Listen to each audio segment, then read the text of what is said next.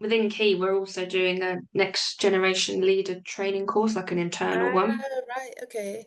And it's for the members of staff that want to progress into leaders, managers throughout the company. And it's for them to get an idea of what the company looks like on the business front as such, rather than just what they see from their role. So it gives them an insight into all parts of the business.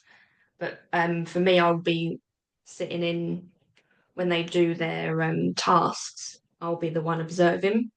So Right. it'll be nice from this summit to try and get some bits I can take with me when I'm observing the tasks that they're carrying out to identify the leadership and management skills that they're hopefully going to show within these tasks. So hopefully that the summit will help with that, because I think that kicks off November as well. So it might just, I think the first task is just before this summit. Ah, So maybe right. I can get some bits from the first task that I can Yeah. then ask some questions in the summit that will help me help them as such as well. So that'd be really good.